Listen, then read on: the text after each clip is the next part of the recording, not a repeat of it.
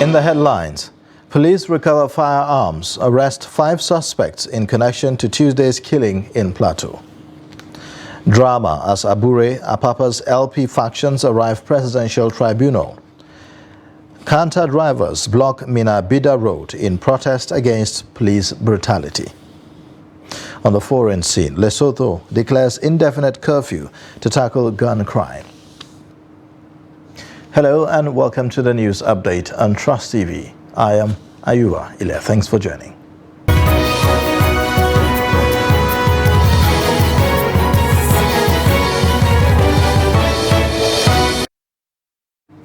Beginning with security matters, the Plateau State Police Command on Wednesday says it has arrested 5 persons in connection to the attack launched on Tuesday morning in 2 villages in Mangu local government area of the state. The police also says that exhibits recovered include AK-47 rifle, a revolver, pistol and cartridges. In a statement by the spokesperson of the police command, DSP Alabo Alfred, the arrested suspects are in custody of the Operation Safe Haven as security task force maintaining peace in the state. According to the police, in the course of the struggle with the attackers, one CPL Abdullahi Umar, attached to Sector 8 STF, sustained bullet injuries and is currently receiving treatment at the STF headquarters in Jos. 2 Hilux vans belonging to NSCDC were overrun and vandalized by the attackers. Trust TV's Ado Musa gives us an update. On Wednesday morning, the spokesperson of the State Police Command, DSP Alabo Alfred, issued a statement to journalists in Jos disclosing that 5 persons have been arrested in connection to the attack that took place in the villages of Mangu local government area. He also said that 2 firearms were recovered during the operation. According to the spokesperson, those who were arrested have been in the custody of Operation Safe Haven. Operation Safe Haven is a multi-security task force that has been maintaining peace in the state for quite a long time. He said that investigation is ongoing and normalcy has since been returned following the deployment of security personnel in the affected communities. Members of the KKB community in Chiku local government area of Kaduna State say that they are now living in fear after a suspected terrorist blew up himself with an improvised explosive device in an attempt to evade arrest by security operatives who invaded his residence on Monday. According to the community, the heavy gunshots and the sound of the explosive device sent shivers to the entire community. The report. KKA is one of the growing communities in Chiku local government area of Kaduna State. The inhabitants of the community are still in shock over the discovery of a suspected terrorist in the area, who later killed himself with an EID. They narrate their experience of the incident. To abin da yake faruwa shekaran jiya dai around 11:30 to 1. So Monday at about 11:30 p.m. on Sunday to 1 a.m. on Monday, security agencies stormed our area. We panicked, but security operatives told us to be calm, that they came for a suspect. They broke into the house, but couldn't arrest him because he blew up himself with an explosive device. They, however, found his wife, his 2 children, and another young person whom they left with. Da kanshi da bomb, amma kuma sun samu matan shi da yara guda 2 da wani saurayi guda 1 a cikin gidan. We have never had such incidents where someone living with us here used explosive device to kill himself. According to them, the suspected terrorist lived in the area for a few months in an isolated manner. So although ba za a ce an san shi kai tsaye ba saboda bai wuce almost 2 months Most da ya zo people ya here tare don't know saboda da him siyan wannan because he gidan lived for nashi barely 2 months ya kai 4 and months did ya not zo 2 months ana socialize aiki ana with gama people. military ya tare bai He wuce 2 drove months ba a kowa ya san shi ba tinted glasses gaskiya car, ba kowa ya san shi ba so just saboda a few in ya shigo people gida knew motan shi yana his shigowa face. tintek ne haka nan in zai fita motan shi tintek ne. This is the residence of the suspected terrorist who blew himself in an attempt to evade the arrest of the combined security agencies who stormed the house in the early hours of Monday morning. You can see the house is scattered with bullet holes and everywhere. The mood of the community is very low due to the fear of the exchange of fire that took place between the suspected terrorists and the combined security agencies. To gaskiya mutane gaba ɗaya an shiga cikin ɗimuwa da tashin hankali. We are living in fear because we didn't expect to have such people with us. Right now, we don't know who is who now. So kaga yanzu al'umma za su koma tunanin waye za su rike ya zama musu jagora. We have been living with the fear of kidnappers who used to terrorize us, but this incident of a suspected terrorist in our community sent fears down our spines. The community, while applauding security agencies for fishing out the whereabouts of the terrorist, are however appealing for more effort to secure the area. Bello Musa, Trust TV News, Kaduna. A mother of a missing Chibok girl has begged the Nigerian army to also rescue her daughter, who is still in Boko Haram terrorist captivity. This comes after troops of Operation Hardin K found one of the missing Chibok girls during an offensive operation in Sambisa Forest. Beatrice Kurudzi reports. April 2014. 276 schoolgirls were abducted by Boko Haram terrorists from a government secondary school in Chibok community of Chibok local government area of Borno. Since then, some have been rescued by security personnel while some escaped from the terrorists den. With every passing day, many have been waiting and counting on the government and the military to ensure the safety and return of the girls. With the recent rescue of another missing Chibok girl, Saratu Dauda, the hopes of parents whose children are yet to be rescued have again been rekindled. Rachel Daniel, a mother of a missing Chibok girl who lost her husband, a police officer during the peak of insurgency, wants her daughter rescued from the terrorists. She still recalled the night her only daughter was taken away, making life unbearable for her. Tun 2014 April yau muna shekara 9 muna kuka da hawaye.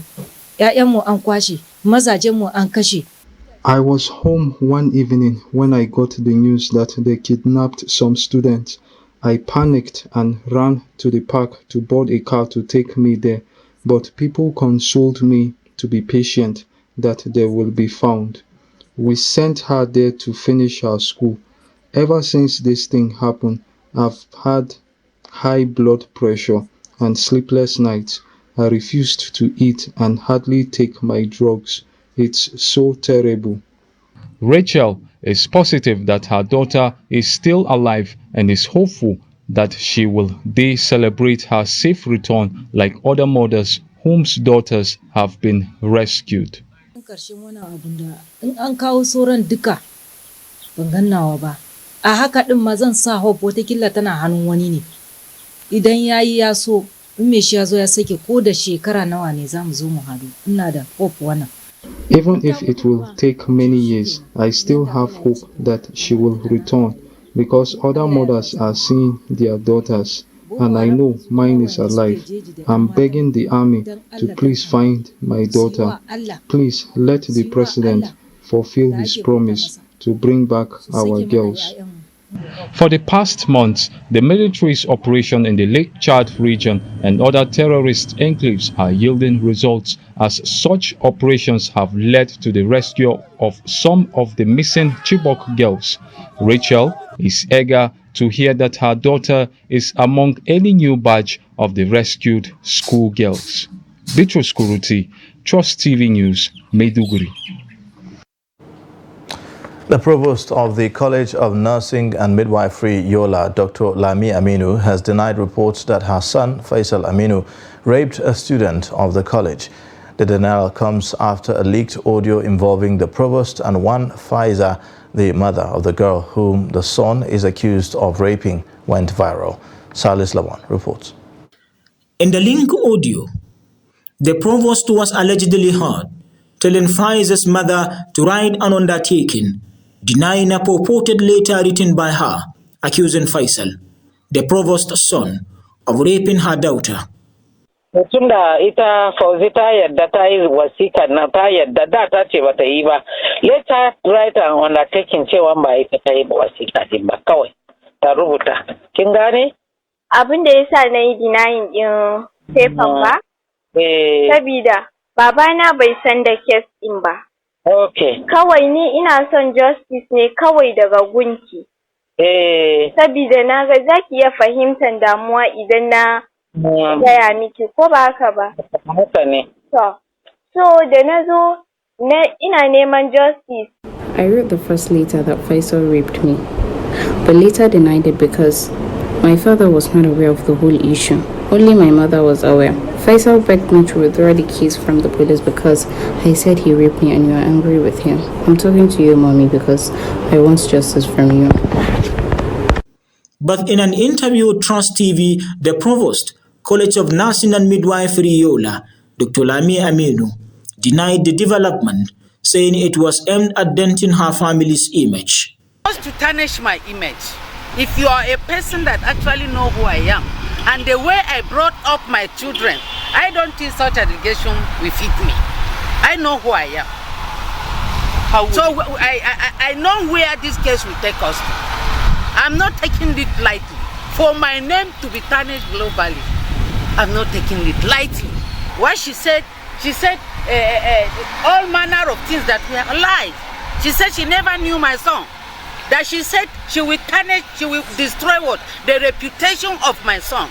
My son, when they met, he was not an employee of the school. But later when they employed him, he said, no, we can't continue with this relationship because based on teaching ethics, there shouldn't be relationship between teacher and students. Now this girl just pick offense.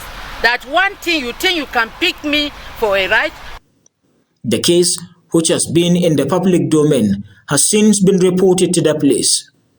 The Adamawa State Police Public Relations Officer, Suleiman Guroji, said the command is currently investigating the case. The matter is now under investigations, and the outcome of the investigations will be made public and possibly be assured that such matter is going to be charged to court for law to take court course. Command is always taking a step ahead to ensure the safety of everybody. In that, the command have already consulted the medical experts who are equally diagnosing, and I believe they are going to cooperate with us and give us all that is expected of us that we're going to get investigation. Investigation revealed that both the victims' family members and Dr. Lami want the case to be swept under the carpet. The entire episode has been seen to dent the image of the institution, which ought to be an example in morals and academic learning. Salis Lawan, Trust TV News, Yola. Now to political matters. A mild drama took place at the resumed hearing of the Presidential Election Petition Tribunal sitting on Wednesday just as the doors to the courtroom was opened for lawyers and others to access the courtroom. Now the drama was between the two factions of the Labour Party on which group should be in court. The justices arrived to commence the day's proceedings and also refused to acknowledge the representation of the party aside the presidential candidate of the party, Peter Obi, who is present in court. The tribunal refused to take an appearance for the LP as acting national chairman of the party, Lamidi Apapa, as well as the national women's leader of the party, Dudu Manugu, tried to make an appearance for Labour Party when the petition was called. Justice Haruna Tsammani noted that if two persons are making an appearance for the party, they will not be put on record.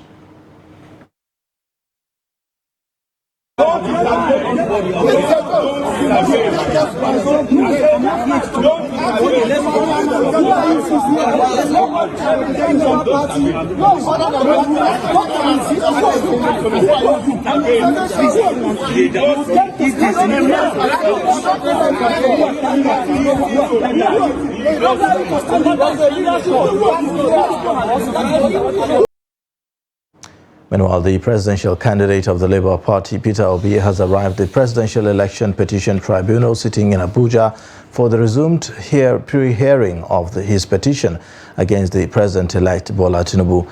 LP National Chairman Julius Abure was also in court on Wednesday. The party's factional chairman, Lamidi Apapa, was also present. The tribunal had last week adjourned the pre-hearing session on Obi and the LP's petition till May 17 at the instance of the petitioners.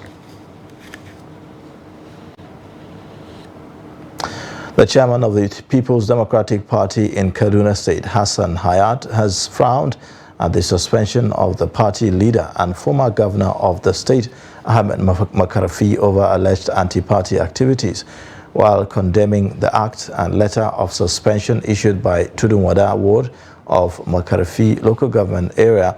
The party chairman, Hassan Hayat, says that the process was unconstitutional and disciplinary action will be taken against the erring members.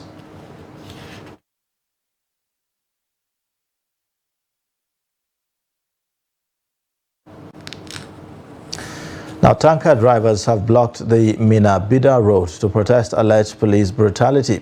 Reports say that police on patrol along Mina-Suleja road trailed one of the drivers from Paiko to Mpakungbu roundabout, where the driver who was involved in the accident tried to escape.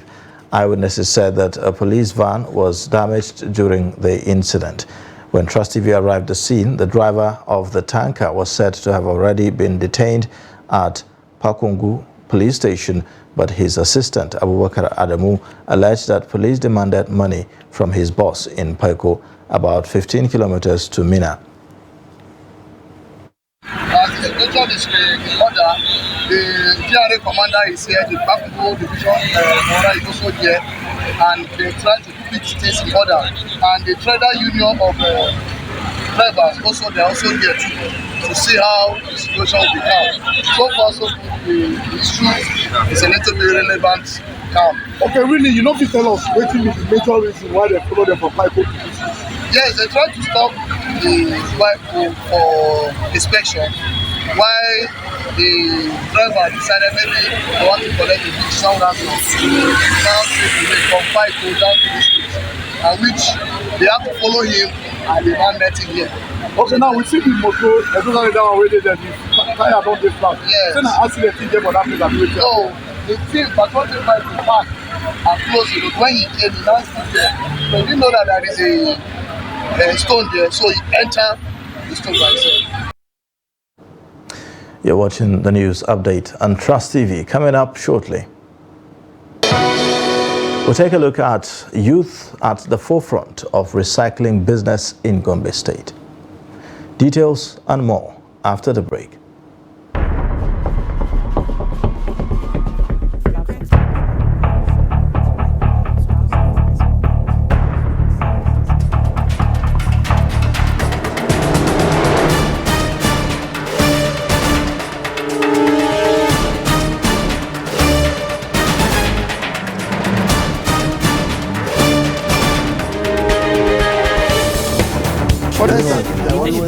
That's great.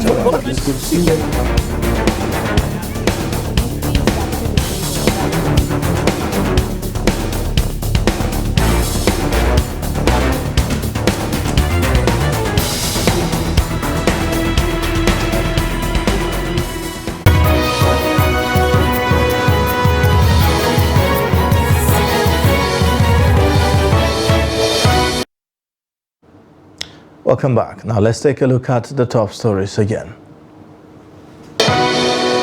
Police recover firearms, arrest 5 suspects in connection to 2 days killing in Plateau.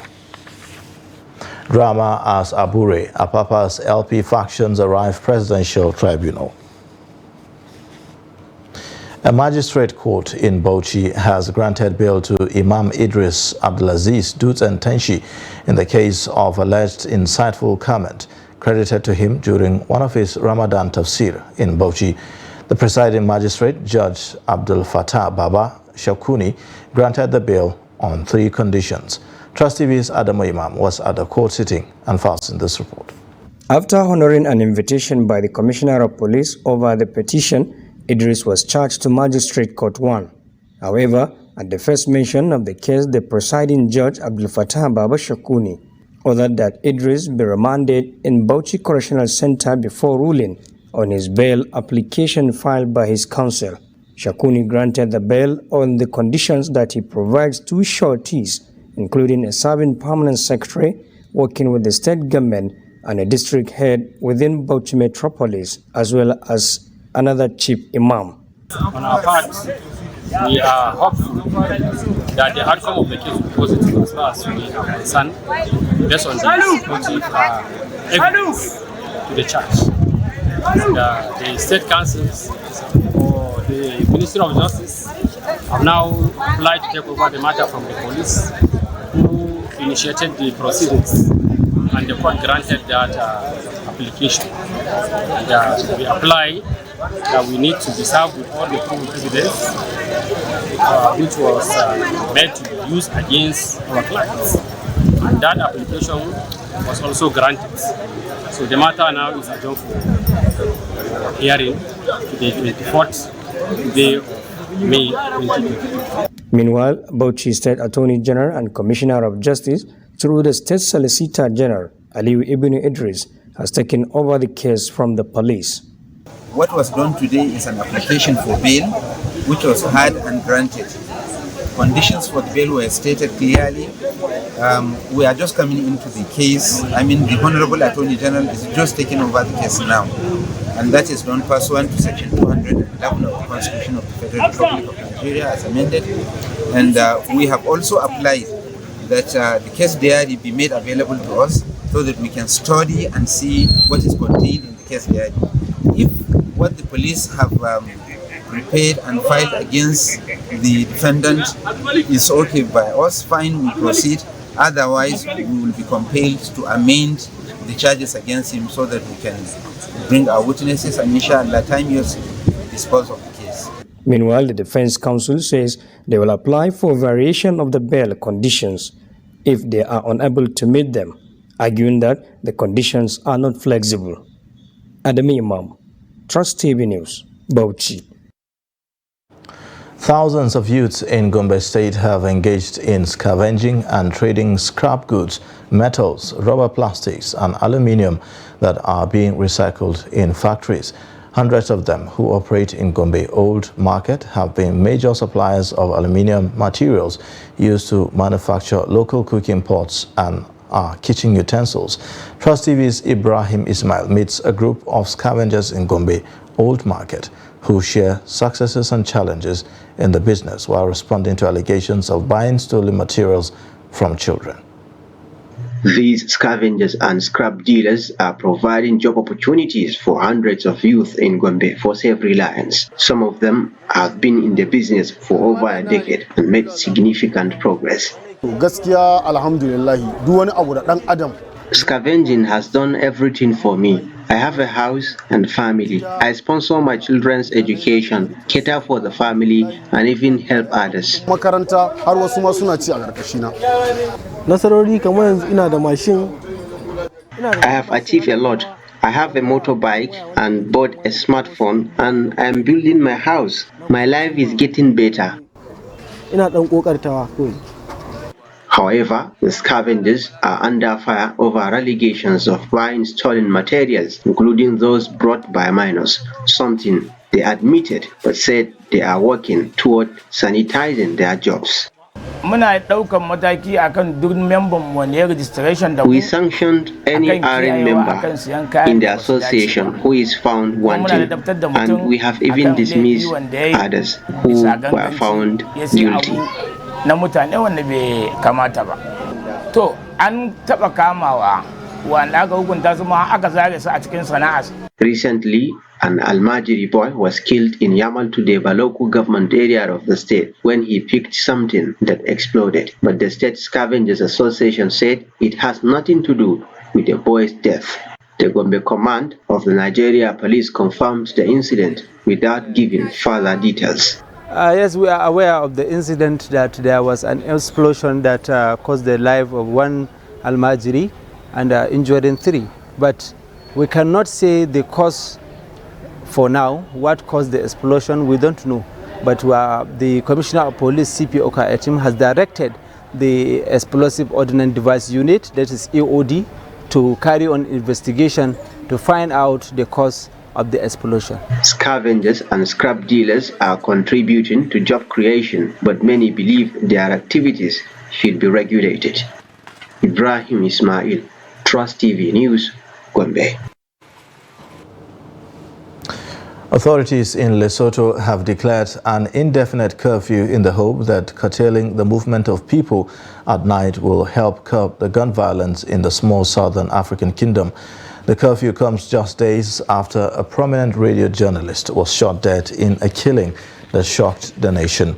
Residents are banned from being outside between 10 p.m. and 4 a.m., according to the document signed by the police commissioner, Holo Molibeli.